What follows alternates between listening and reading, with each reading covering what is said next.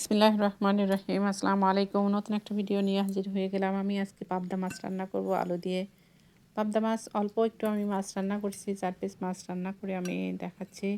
এটা আমি অল্প সময়ের মধ্যে রান্না করে ফেলবো। এখানে আমি পেঁয়াজ দিয়ে দিলাম, সরিষার তেল দিয়ে আমি রান্না করে নিব।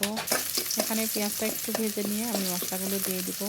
এটা বেশি ভাজার প্রয়োজন নাই, যেহেতু মাছ রান্না করব। এটা যদি ডাউল রান্না করা হয় তাহলে সুন্দর করে বাদামি কালার করে তারপরে দেওয়া লাগছে। এখানে মাছ রান্না করবো। এখন আমি এখানে কাঁচামরিচ বাটা দিয়ে দিলাম, আদা রসুন পেস্ট দিয়ে দিয়েছি। এখন একটু পানি দিয়ে নাড়াচাড়া করে আমি এখানে হলুদ, শুকনো মরিচের গুঁড়া, লবণ দিয়ে দেবো। দিয়ে মশলাটা সুন্দর করে কষাতে হবে।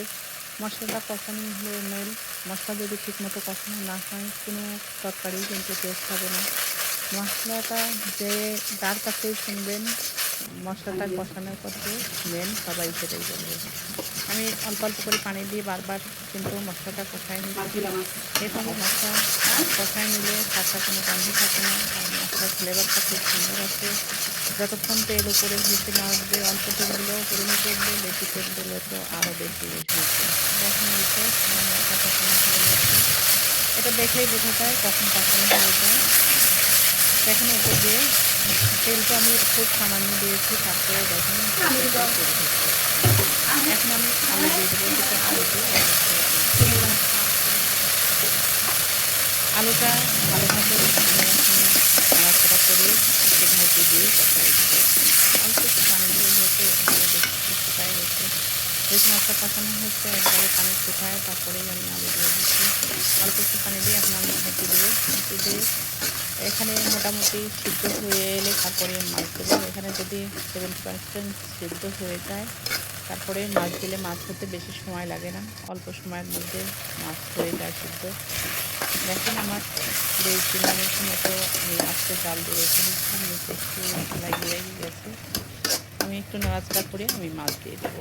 এখানে বৃষ্টি হয়েছে, বৃষ্টির কারণে বেশ ঠান্ডা পড়েছে। এখন শীতের ফ্যান চলছিল, এখন শীতের কাপড় পরা লাগছে। তো এই তো আমি এখন মাছগুলো দিয়ে দিচ্ছি। মাছগুলো কিন্তু আমি সরাসরি দিয়ে দিলাম, দিয়ে একটু উল্টা পাল্টা মশলার সাথে মিশিয়ে আমি ঢেকে দেবো।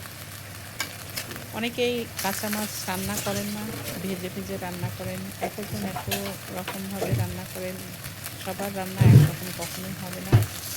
এভাবে রান্না করলে আমার কাছে মাছের অরিজিনাল ফ্লেভার যেটা সেটাই পাওয়া যায়। আর ভেজে রান্না করলে মাছের কোনো ফ্লেভার, এই পাবদা মাছের ফ্লেভারটা থাকবে না।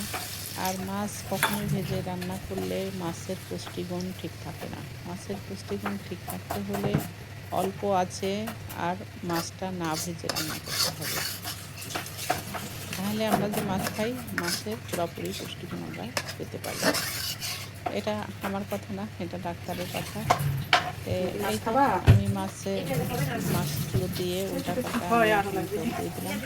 দিয়ে এটা সিদ্ধ হয়ে গেলে আমি ঢাকনাটা খুলে দেবো। এটা আমি এখন ঢেকে রাখিয়ে দেবো। এটা 2 মিনিট ঢেকে রেখে দিলে কিন্তু খুব তাড়াতাড়ি এটা সিদ্ধ হয়ে যাবে। আমি পরে ফিরে আসছি। এখানে আমি একটু জিরার গুঁড়া দিয়ে দিলাম। এই তো আমার রান্না কিন্তু মোটামুটি হয়ে গেছে। এখন আমি এটা ঝোল একটু কমে যাবে আর সিদ্ধ হয়ে গেলেই কিন্তু আমার রান্না কমপ্লিট হয়ে যাবে।